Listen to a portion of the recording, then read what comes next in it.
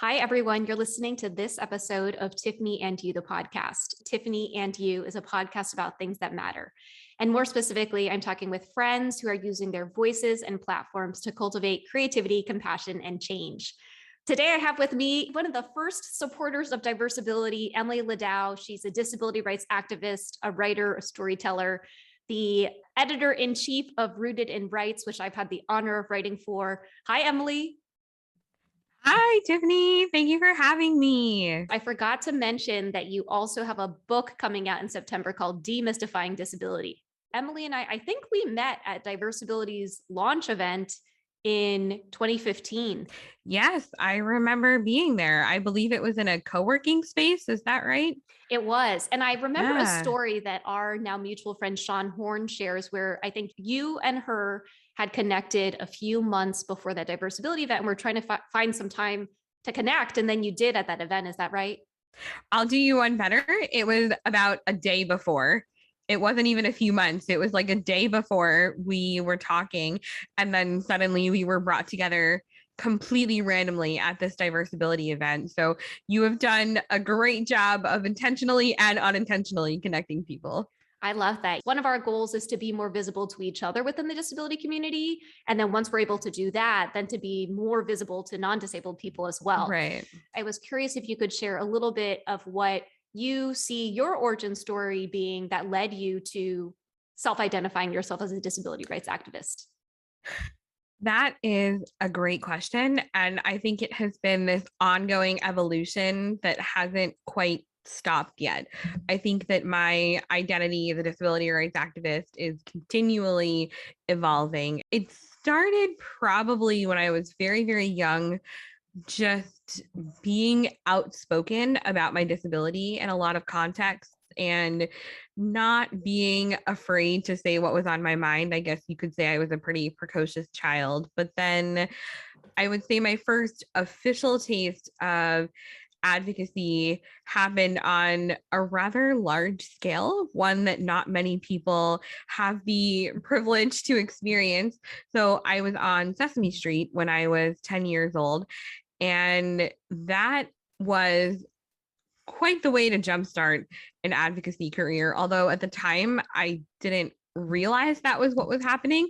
I just thought that I was being myself on television and that I was going to teach other children about what life with a disability was like. And then looking back on it, I think having had a platform like that at such a young age made me realize that speaking out and being the representation that you're really wanting to see is an incredibly powerful thing. I initially thought that I would just integrate any sort of advocacy into a career as a high school English teacher. And then I had an existential crisis, a quarter life crisis, if you will, during college, where I said, I don't want to teach in a classroom anymore.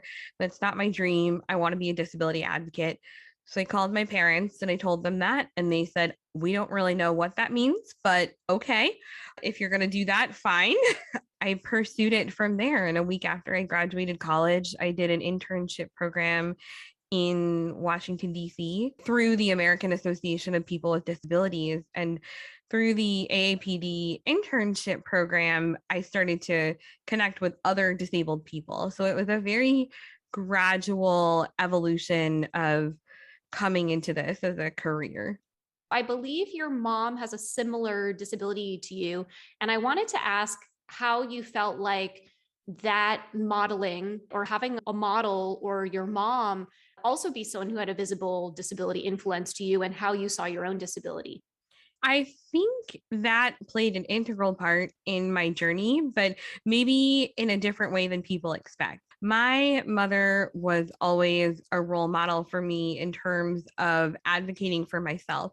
She had previously worked in both the health insurance and the home care industries. She was incredibly familiar with what it took to navigate these very complicated systems. I watched her grapple with having to call and having to argue and having to push for services and constantly being an incredible advocate for me and for herself.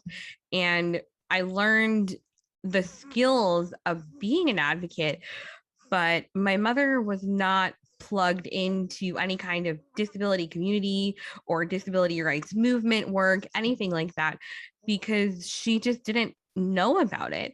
It's not like when you and I were little, there was social media that people could just pop onto and become connected to all of this. She was very isolated from any sort of disability community. And it really wasn't until I took the skills that I learned from her in terms of advocacy and started applying them more broadly and connecting with other disabled people and getting outside my bubble that I grew up in, that I really got into advocacy as a passion. And then all of the skills that she taught me, I then turned around and brought her with me in the advocacy journey. So I think a little bit kicking and screaming at first, but we got there. Wow, it's such a beautiful example of the fact that a mother-daughter relationship can be very equal with both people learning from each other. It's so true. And my mom is my best teacher and my best friend and my editor in chief, and you name it, she is it. But at the same time, I think that people see us as a tragedy when they see that my mom passed on her disability to me. I'm constantly having to reframe for people that what you think is a tragedy, I think is an incredible part of my life to have that bond with my mother at that level. As you talk about tragedy, I was curious if you could talk a little bit more about what many of us know as the tragedy model of disability and how that contributes to ableism. I'm glad you brought it up because I think that having that foundational understanding of ableism and where it comes from is really helpful when we're talking about disability. I think the best way to start is probably to share the definition that I use of ableism. So I keep it pretty simple. There are a lot more in-depth definitions out there, but mine is just attitudes and actions that devalue someone on the basis of disability. Mm. And in the case of looking at disability as a tragedy, we are being ableist when we do that because we're essentially devaluing the person and their life because we're assuming that their disability is somehow making them less than whole, is somehow ruining their life. We assume that disability is this terrible, horrible thing that has happened. And I want to be very clear that I come to this from the perspective of someone who was born with my disability and didn't acquire it later in life. So it's very true that I don't have the perspective of someone who suddenly acquires a disability. But what I do have is a hope that if we stopped looking at disability as a tragedy, if we started shifting those mindsets culturally, that if somebody did become disabled later in life, that it wouldn't be such a shock to the system, that it wouldn't be something that sent them reeling into a feeling of not knowing where to turn for supports in very complicated and ableist systems that are designed to deny access to disabled people, and not knowing if they would ever be able to fully participate in all aspects of their life again. So for me, the real negative part of seeing disability as a tragedy is that we're essentially alienating people from the experience of disability and talking about it only from a negative perspective, which then I understand why suddenly disability is scary and terrifying and something that you pity and something that you feel bad about, because that's how we talk about it all the time. We don't talk about it in a very nuanced way where, yes, it's difficult. Yes, it can be scary or painful, but also it can bring you to be part of this incredibly rich culture and community, and it can add so much to your life. So for me, combating that narrative of tragedy is really all about finding the balance and the nuance in how we talk about disability. I love that you brought up nuance because I'm someone who did acquire the physical manifestation of my disability. And it is nuanced because not only did I become disabled, it was in a car accident and someone else did pass away. And those to me are tragic. And that's why I always start by asking people about their origins, because I think that there are parts of that story that are sad and that I wouldn't wish onto a kid. But there are other parts that I've been able to embrace. So July was Disability Pride Month. There was something that you published that I really resonated with. You said disability pride can be both a celebration and a struggle. And I was wondering if you could talk a little bit more about that. I think that we need to challenge ourselves to hold space for the fact that disability is, as we were just saying, a very nuanced experience. A lot of people come to disability through tragedy. To clarify what I was saying earlier, I don't mean to say that tragedy is not a part of disability, but rather that tragedy isn't the way that we should then continue to look at disability as we're moving forward, because it's that notion of tragedy that makes it so challenging for people to adjust to life in a disabled body. And for me, I felt that very acutely because I'm disabled, yes, but I had an injury a couple of months ago, and it really forced me to change how I use my body. I found myself recovering from this injury just as Disability Pride Month was coming up. And I was saying to myself, I'm not sure I feel very proud of myself or of disability this month because my body hurts. I'm broken. I feel defeated. How can I possibly be proud of who I am? And then I realized that disability pride is about making space for celebrating who you are and all that disability has brought to you. And it's also about understanding that there are very difficult parts of being disabled, and we can acknowledge both of those truths at the same time. I think we miss that in conversations when we're talking about, please don't say that disability is tragic, or please don't say that disability is inspirational. Where's the in between where you're just existing as a full human being who is experiencing an entire spectrum of emotions at any given moment about what it means to be disabled? And an entire spectrum of emotions because we're humans, just like everyone else. But I do want to talk about your book. I want to dig a little bit more into ableism and allyship. We'll just have a short break here and then we'll continue chatting with Emily Ladau. And we are back from the break. You're listening to the second half of this episode of Tiffany and You, the podcast. I have with me Emily Ladau, who has a book coming out in September called Demystifying Disability: What to Know, What to Say, and How to Be an Ally. How did this book come to be? Is this something that you were brewing on for a while? Speaking of origin stories from earlier in the episode, this book was not something that I was dreaming up in particular, to be very, very honest. I've always tried to speak about disability in a way that is understandable and accessible to people.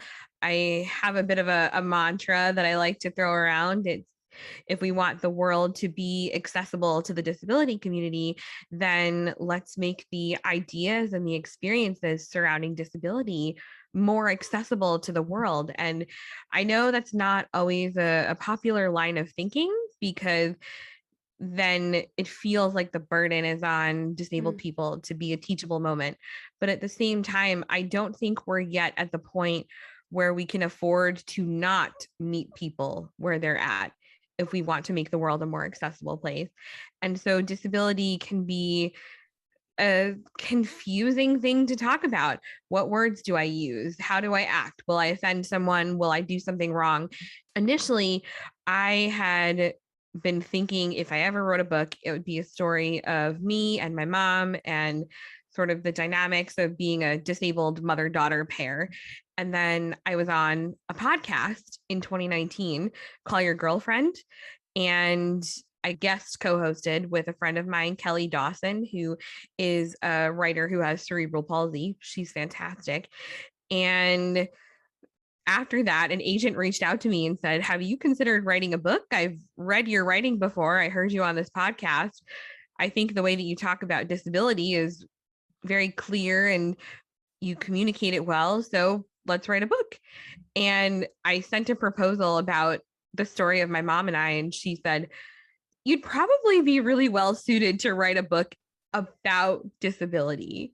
No such book really exists. I didn't know this book was happening. She had the vision, to be quite honest, and helped me on a path to figuring out how I could take some of the things that disabled people feel are incredibly basic, but can actually be incredibly confusing to non-disabled people, and give them the tools to talk about it in a way that feels approachable, not a textbook. There's no quizzes at the end. Nobody's going to judge you. So that was how the book came to be. It was from someone else pointing out to me that the way that I communicate about disability is something that might fill a gap. I feel incredibly lucky that someone saw that potential in me and wanted to work with me on that project. I feel like this mother-daughter book will be the second one. I want to repeat this for our listeners again, your mantra. If we want the world to be accessible to the disability community, then let's make the disability experience accessible to the world. Many of us will say, if you have questions about our disability or experience, like feel free to ask. Of course, some people have varying levels of comfort with that. But then I find that our non-disabled allies still aren't asking the questions even after we've put the invitation out. And I was wondering if that is something that you have noticed as well. And what do you think is at the root of that? And what bridges do you think we can help build? So that question took a turn that I didn't think it was going to. And I love that, because the question that people usually ask about asking questions is, well, isn't it rude to ask questions? And shouldn't we get to the point where disabled people don't have to be answering questions all the time because you don't want to be a living, breathing, teachable moment 24/7? And I really understand that logic. And I don't think that anyone should be obligated to answer questions if they're not comfortable. And if someone doesn't want to volunteer information, that's okay. That's their choice. But when you put yourself out there and you say, I am okay talking about this, I don't want you to dance around it or act like it doesn't exist, then the question becomes, how do I talk about it?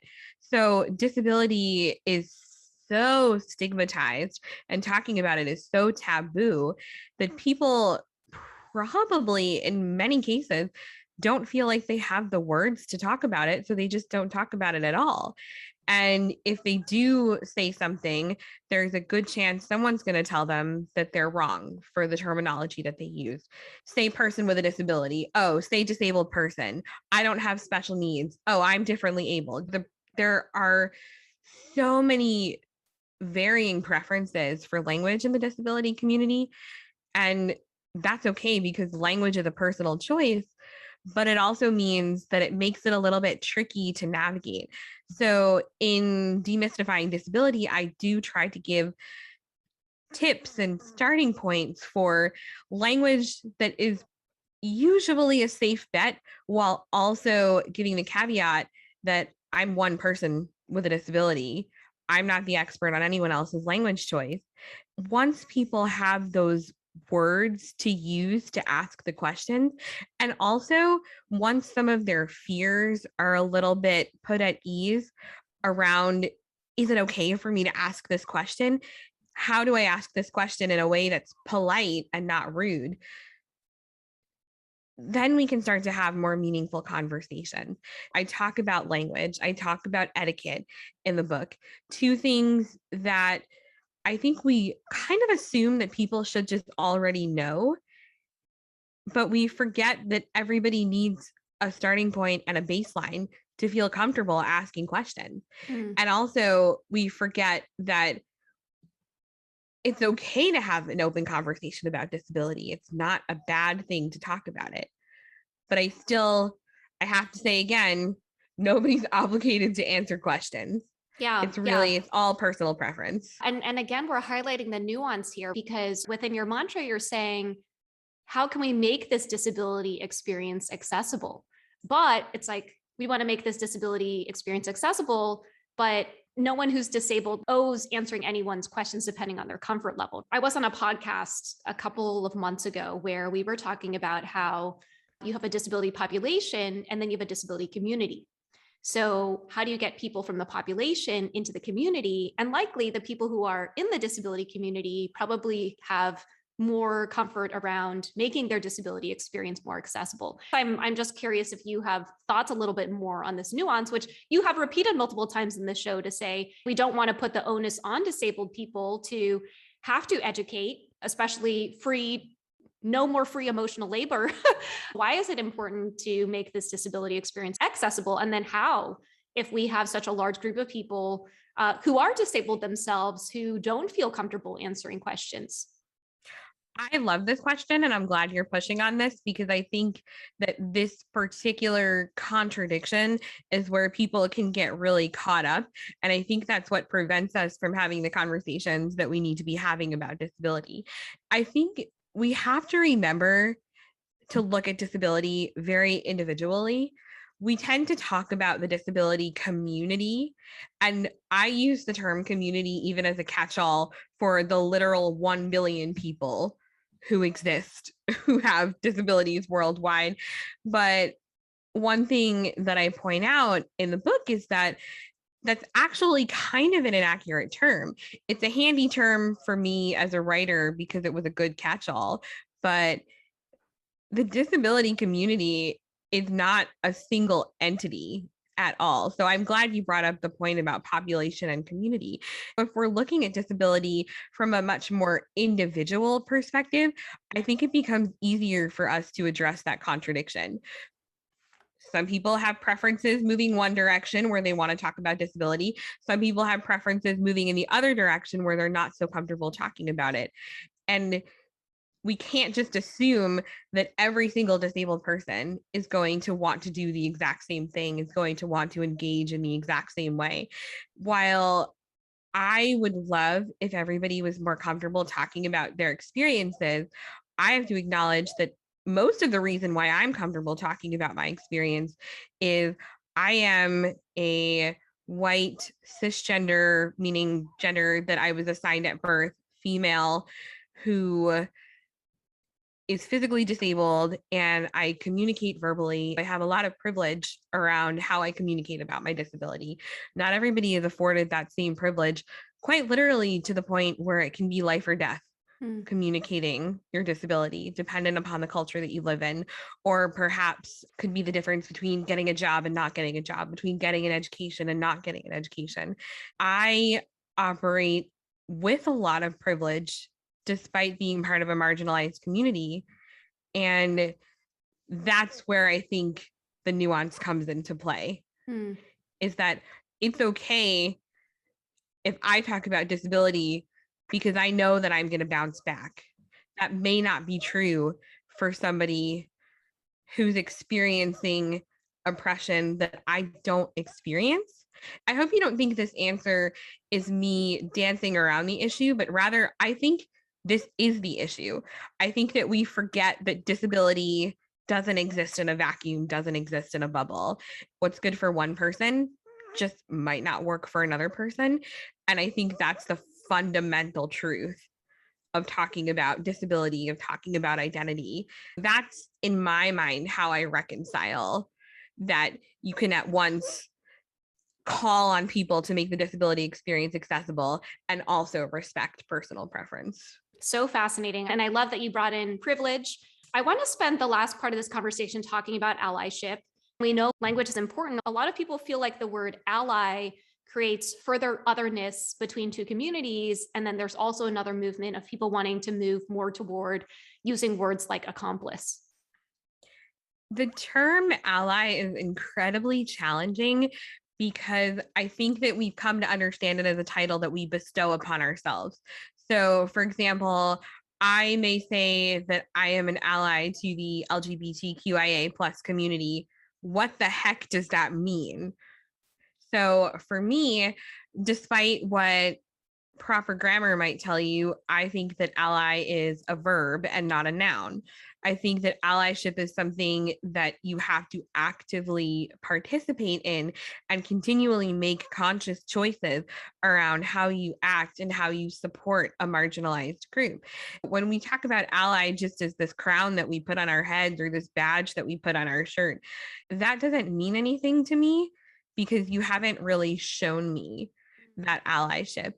And I recognize that it can be confusing to know where to start when you want to be an ally to a community, because you can end up becoming over ambitious or overzealous and speaking over the community or speaking for the community, or you might make a misstep and then the community wants nothing to do with you. Doing allyship, if you will, is something that can feel intimidating and overwhelming.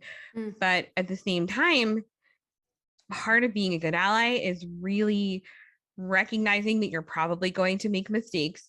You're going to have to listen to the feedback that you're given. If the people who you're being an ally to are willing to give you that feedback, take that feedback, sit with that feedback, ask yourself how you can do better.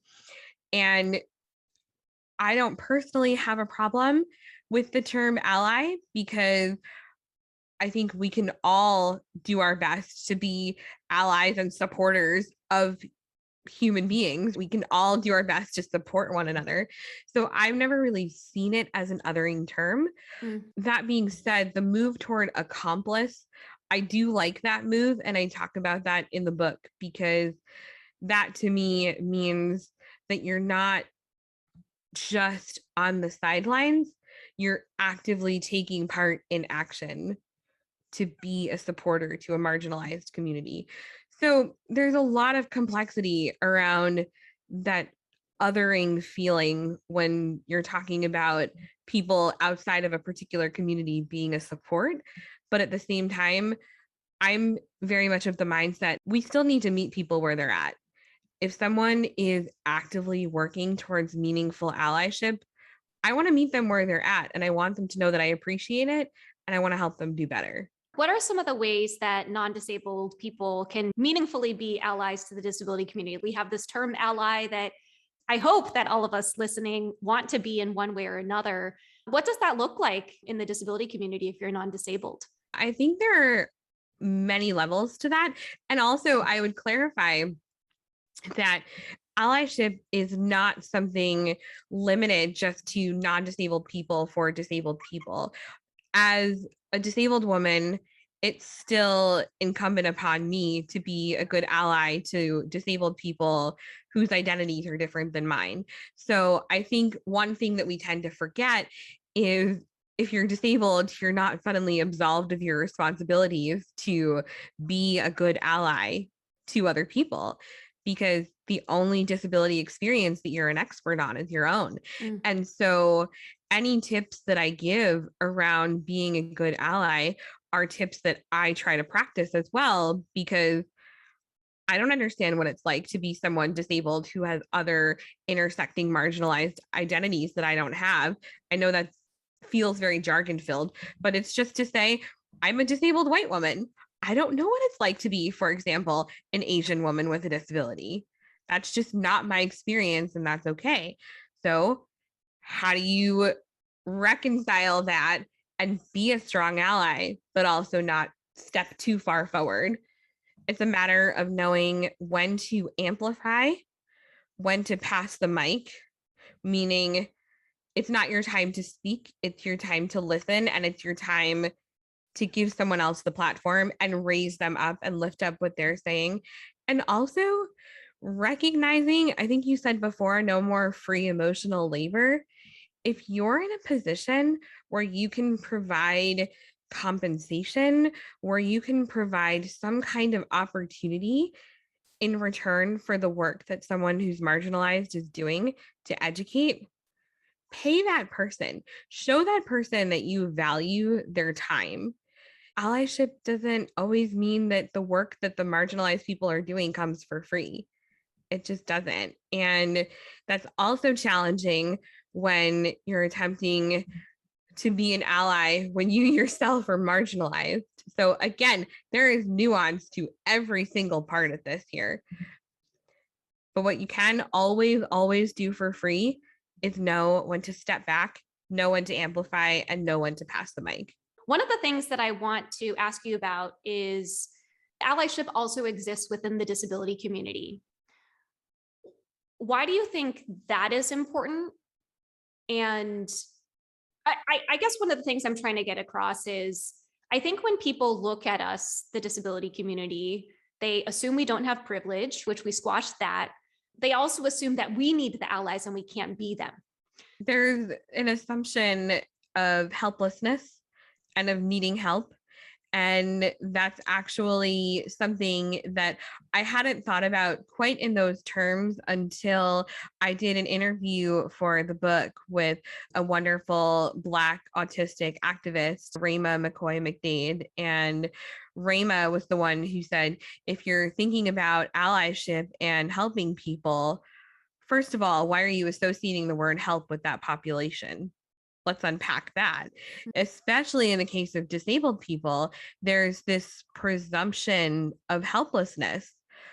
And there's this assumption that because of that, we don't also have the tools and the power to be good and decent human beings to other people. There's just this assumption that, oh, we'll let them off the hook because they're disabled. That's something that I've seen before. Or alternatively, I've seen people who are disabled let themselves off the hook. Oh, well, I'm marginalized too, so it doesn't really matter how I treat other marginalized people. And neither of those are good or correct ways of thinking. Disabled people, as you said before, are human beings like anybody else. So we are not absolved of our responsibility to be decent human beings. And we're also not absolved of our responsibility to respect the humanity of other people. If we want people to respect our humanity, how hypocritical is it if we're not doing the same? And boiled down to the most basic level, nobody is excused from being a decent human being because of a particular marginalized identity. And we forget that too often. And I think, especially in the disability community, because disability is the only marginalized identity that cuts across all other identities, there are some people who kind of weaponize disability and they say, well, I have a really hard life because I'm disabled. So I don't really have to acknowledge my privilege and I don't really have to honor and respect the fact that you have different experiences than I do. Nobody's off the hook. Nobody's off the hook just because you're disabled. And we forget ourselves too often. I know that I had to learn that. I know that I had to learn about my privilege and I had to learn about allyship, and I'm still learning about it. And I'm still making mistakes because I'm a human being. I'm coming back to this theme of trying to unlearn that disability is a tragedy, because that's how so many of us weaponize disability or self-victimize, and we're all working to unlearn that. One question that I got asked recently that I am going to ask you as well is, how do you know when your allyship is not performative? I don't know if you ever will fully know that, you being the general you, but at the same time, I think that allyship is performative when you are seeking praise for it and when you are seeking validation for it. And conversely, it's performative when you're given feedback about how to do better and you don't take it, or you find yourself offended by the feedback. I don't think that there's a determinant of what's performative. I think it's a matter of, are you being genuine in your actions, or are you doing it because you're seeking some kind of praise for it? So, yes, from the outside, it can certainly look to people like certain actions are performative. And that's a challenge, especially with social media, because sometimes someone can post something and be very well meaning and genuinely trying to be a good ally, but it can come across as performative. So I do think that we kind of run into the challenges of people misinterpreting things or people making assumptions about your intent. That's all very challenging. But at the end of the day, you need to know that what you were doing was because you were genuinely being a supporter of a community and not that you were seeking out the praise of someone from that community for doing a good deed. So many things to unpack. First of all, context matters. You and I can post the exact same thing and it looks a certain way, but maybe our intention behind it could have been different. And the other thing I want to highlight too, and this is where the nuance comes in, which is I have heard in some of these allyship conversations that it is not a label you give to yourself. It's someone from another community giving that to you. And sometimes that comes in the form of praise. And so it's kind of like, oh, it's not performative when you're not seeking the praise, but then in order to get the label, it does need to come from someone. Anyway, that's just something that came to mind. No, I'm glad you brought that up because it's such a complicated cycle.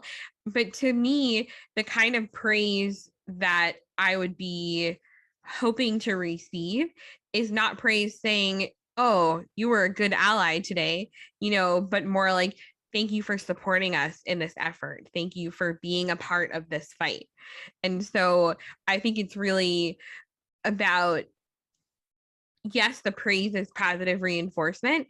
And I absolutely am all about giving that positive reinforcement to people. If someone's being a good ally, I will absolutely tell them, but I'm not going to go to them and say, you did a good job being an ally today. I think it's true. It's not a title that you bestow upon yourself, but it's also, I guess, a title that I would give someone, but not in such a formal way. For me, it's all about the genuine communication behind the word.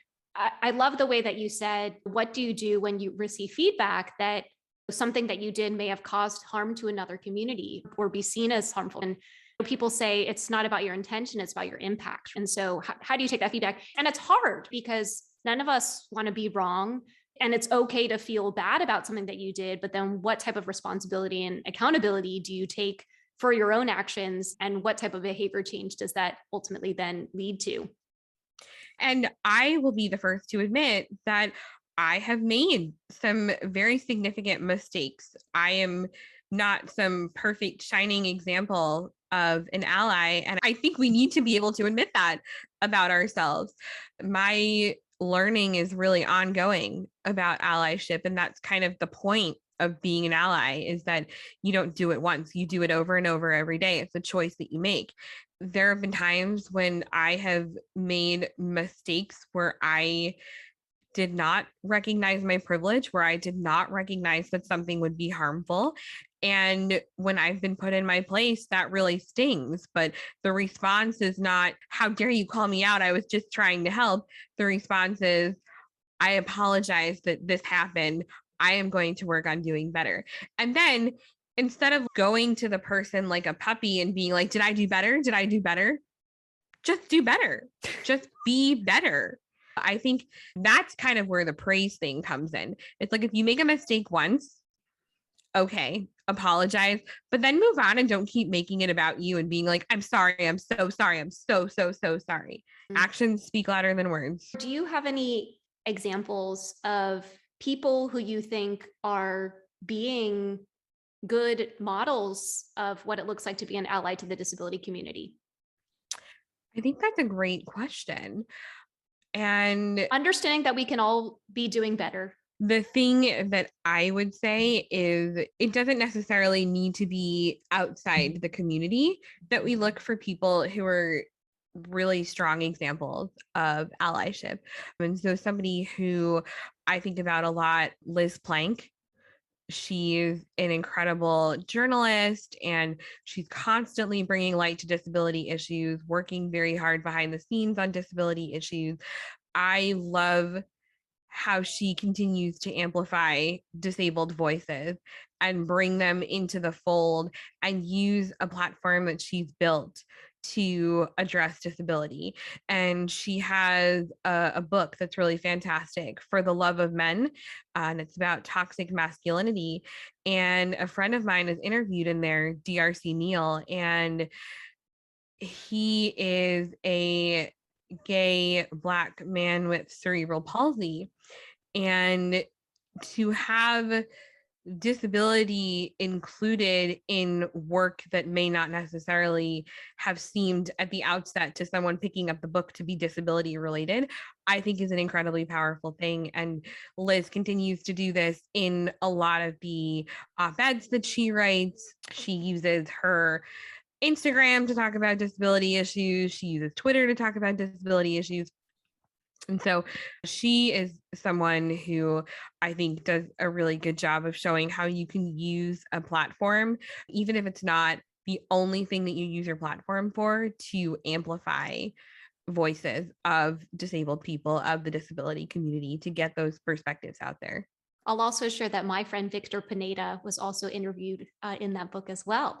That's right. Oh my gosh. I read it a couple of years ago at this point, but that's absolutely right. Yes. It's all good. Well, as we close this conversation on allyship, first of all, we'll buy Demystifying Disability. Are there other places that you would recommend people turn to learn more about disability history, culture, identity, and community? I'm a little biased here, but I would really suggest that people check out Rooted in Rights. As you mentioned earlier, I'm the editor in chief, and Tiffany, you've written for Rooted in Rights some really powerful stuff, especially pertaining to how your identities connect. What I love about Rooted in Rights is that I get to be behind the scenes and support people to tell their stories and to amplify their perspectives. And we fill gaps in media where people are not having these conversations. We come in and we say, let's tell that story. Let's give that person a platform to tell their story, and let's pay them to do it. I would love for people to check out Rooted in Rights as a really good starting point for actually taking in the stories of disabled people directly from disabled people. And while you were saying that, I was like, when is the Rooted in Rights book going to come out? Similar to About Us. Your essay was actually in my essay is in About Us, the New York Times disability op-ed series anthology. But it's funny, we joked about an anthology years ago, the Rooted in Rights team, but who knows, maybe one day. That's true. So I always close with the same question, which is, what are you grateful for today? I'm grateful for this conversation. And I know that seems like a cheesy answer, but I love being able to talk about the really hard and difficult things and know that I can do it with someone who is also willing to talk about the really hard and difficult things. I love these kinds of conversations. So this has made me incredibly grateful, and I'm just so excited to have been able to talk with you. Always wonderful to reconnect with you. It's been quite the journey since we first met. I've loved seeing how Diversability has grown. I remember sitting in a room together with a small group, getting started, getting it off the ground, having meetings. And now all of a sudden it's this huge connected community. And I just have so much respect that you've brought people together. If people want to follow you, if they want to buy your book, where is the best place to do that? I highly recommend supporting your local bookstore and buying it from there if you can. If you'd like to buy it online, you can always check out Bookshop or IndieBound so that you can support a local bookstore that way. Awesome. Thank you so much, Emily, for being on the Tiffany and You podcast. Thank you for having me.